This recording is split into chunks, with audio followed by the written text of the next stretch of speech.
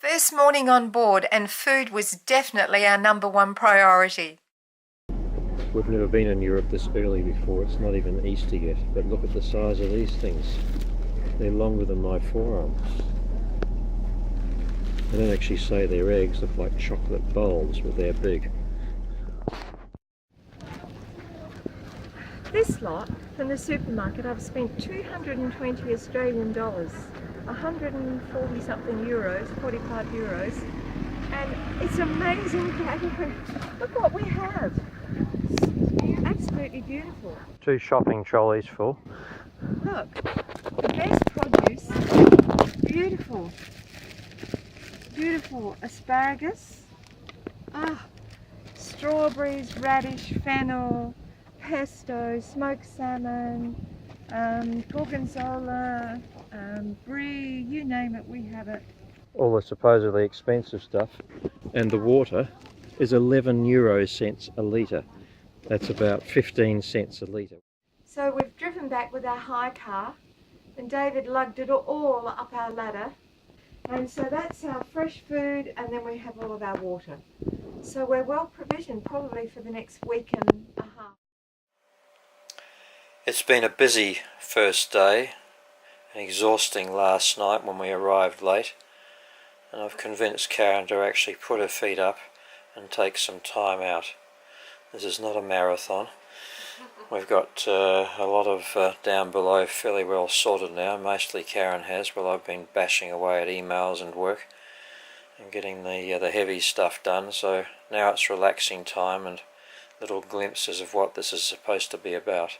Taking time out and having a break.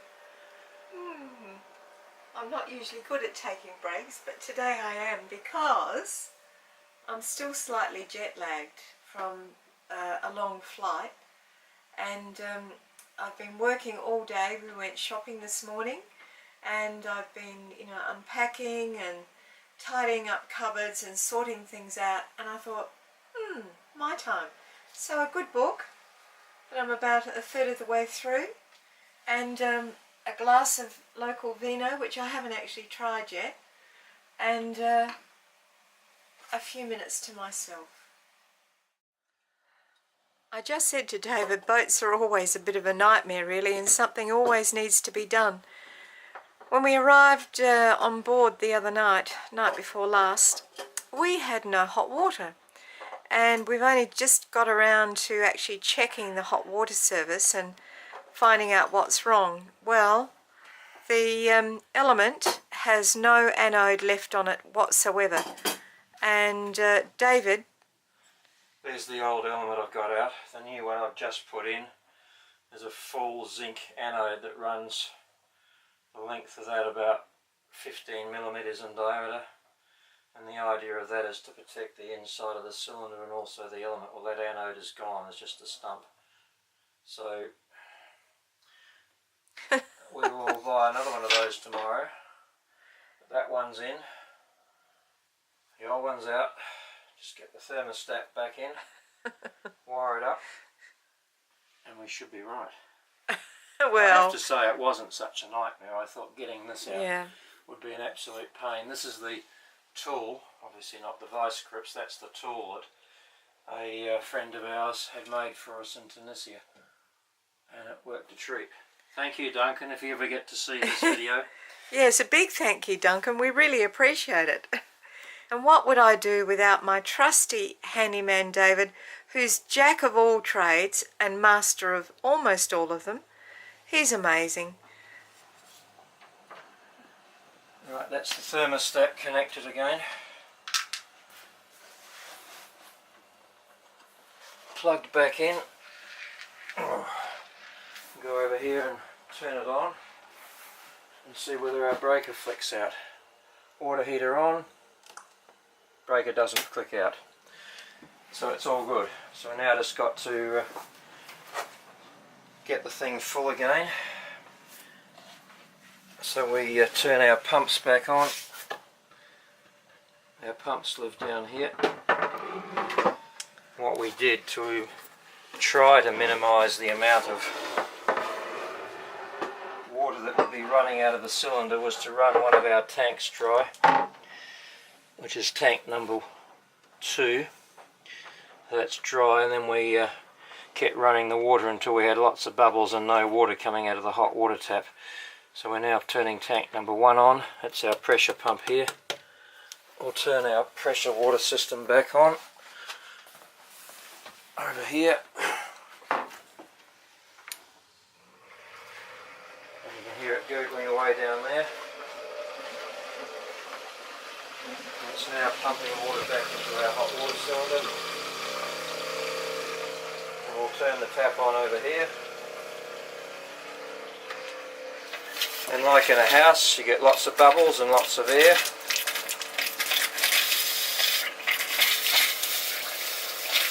No different to a house. There's about 30 or 40 litres in there to fill up. When that's full, we'll start getting water out of here, and hopefully no leaks back down there. Let's hope not. Then we can turn the power on permanently and start getting some hot water.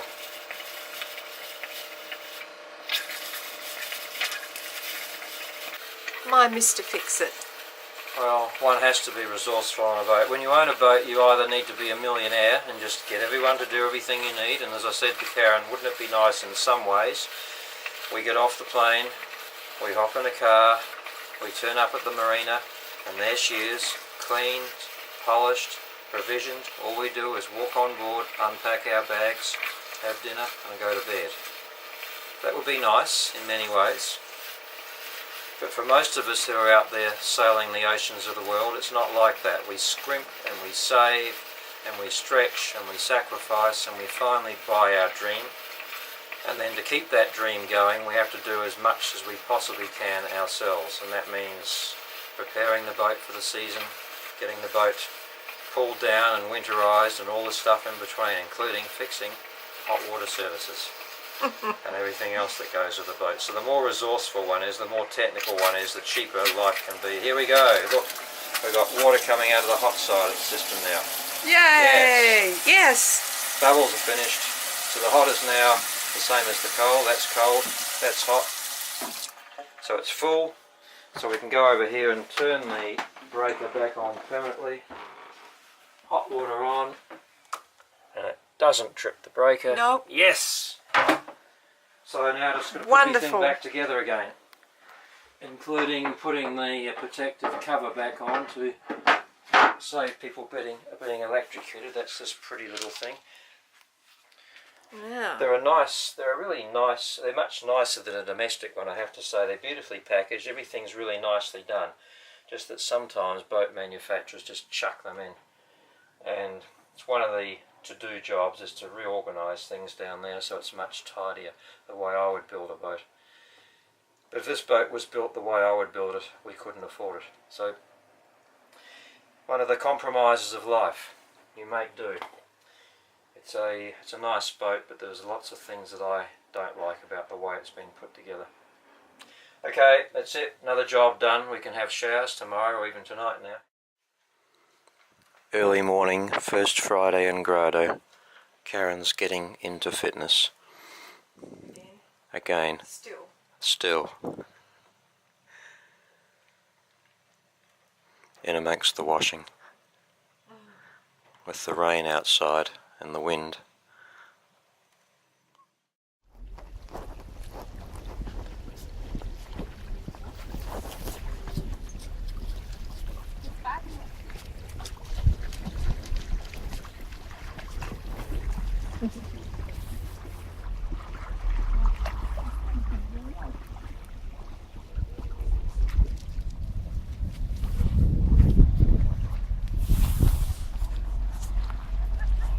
We're just saying how lucky are we. It's a beautiful, quiet, cool, greyish Saturday morning in Grado. It's our first weekend back in one of our favourite parts of the world.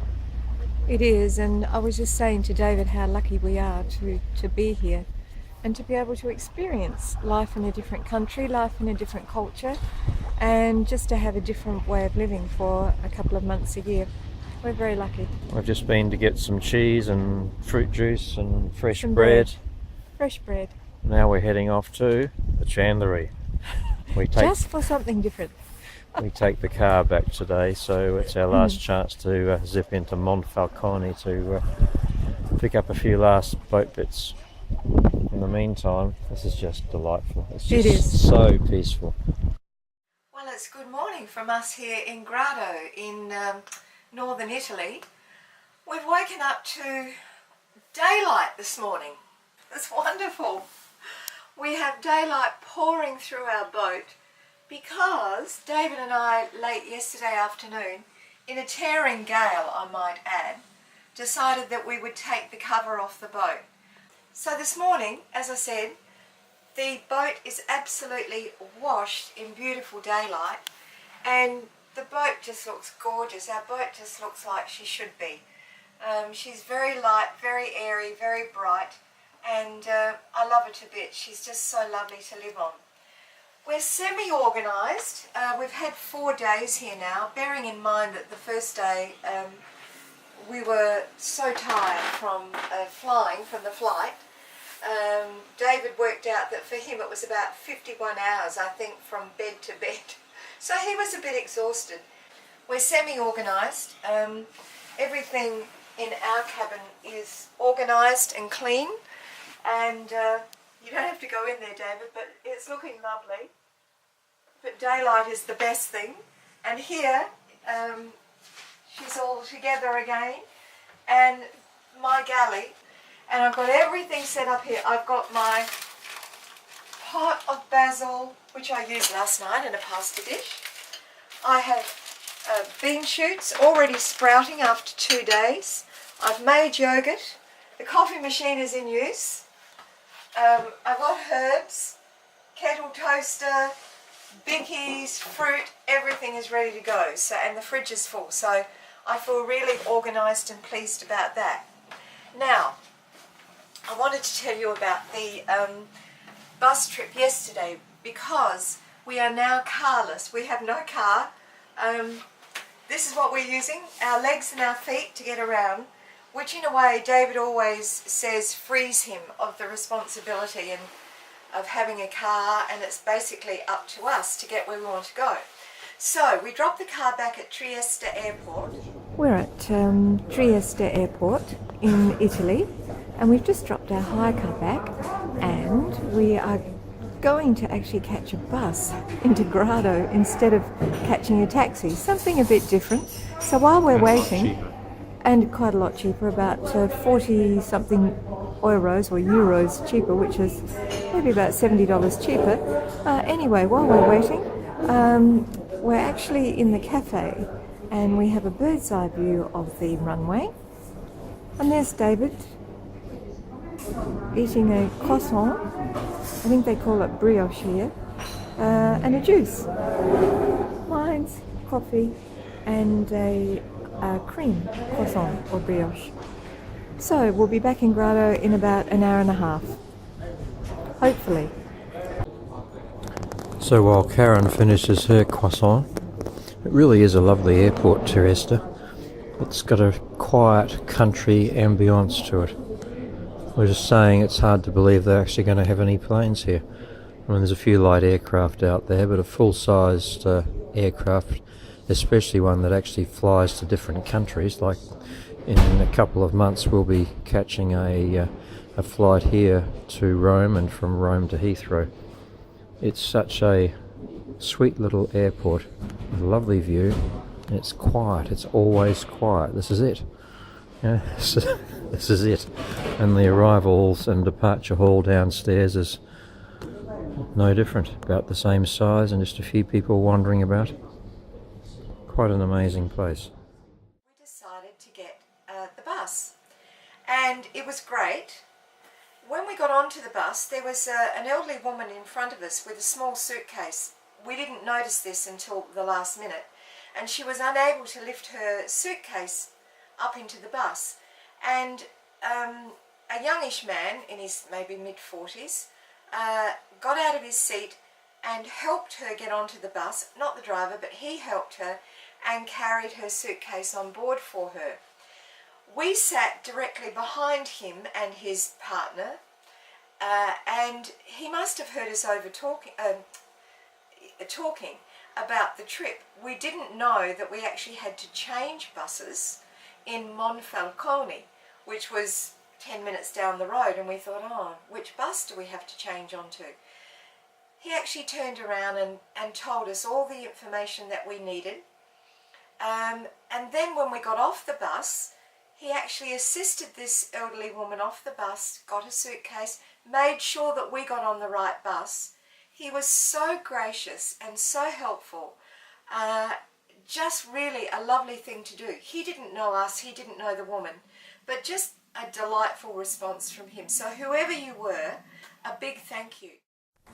So we're back on board. Quite a little trip from Trieste Airport, and we had a stop on the way for, guess what? Gelato. We just happened to walk past our favourite gelato shop in all of Grado, and we called in and David got a kilogram of gelato. Now, I hasten to say that he shouldn't be eating a whole kilogram of gelato all at one sitting, but with David we never ever know. So he's carefully unwrapping the package, which they neatly wrap and put in a carry bag for us. And unfortunately they don't have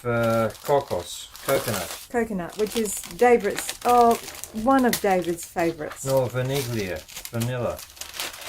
But anyway, we got some other stuff.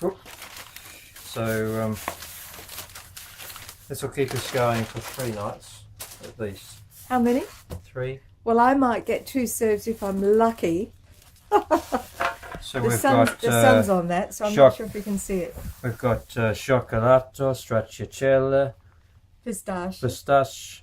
and what was this? Goya mia. Which is kind of like Barchi, but better. Their own homemade, artisanal and biological, I think it is, gelato. Organic. Fantastic. Organic, thank you. Organic is the word. So into the freezer. Between you and me, I don't think it's going to stay there very long. And voila. Put to bed for a couple of hours. We're now fully provisioned. However, it doesn't end there. When we actually arrived in Grado about 3/4 of an hour later, after a very scenic bus trip, the elderly woman got off the bus and she actually welcomed us to her hometown of Grado in Italian. It was just a delightful gesture of welcome. And it's something that I love about the Italian people, and the softness of them and the depth of them. Very generous, salt of the earth, hospitable, welcoming people. I just love them. We've just been shopping again. Provisioning. Just stocking up before Easter. Yes, Easter in Europe. It's our first Easter in Europe. It is, and I don't think there'll be much left on the supermarket shelves for fresh food, so I stocked up just a little bit, just in case. There may be a few Goliath Easter eggs left though. I think there'll be some. The ones that are longer than my arm, no, they are tall. Yes. This is a distinct contrast to a video we did here 8 or 9 months ago, whatever it was. And the video was one Sunday in Grado. Okay, it's Tuesday, but even so, there's holidaying people around.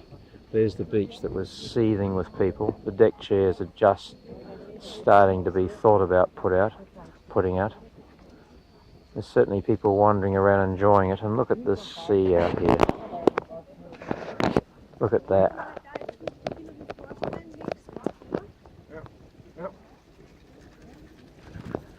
I was just saying to Karen, I'm quite happy pottering in the yard doing boat things, but then you come here and you realise what it's all about.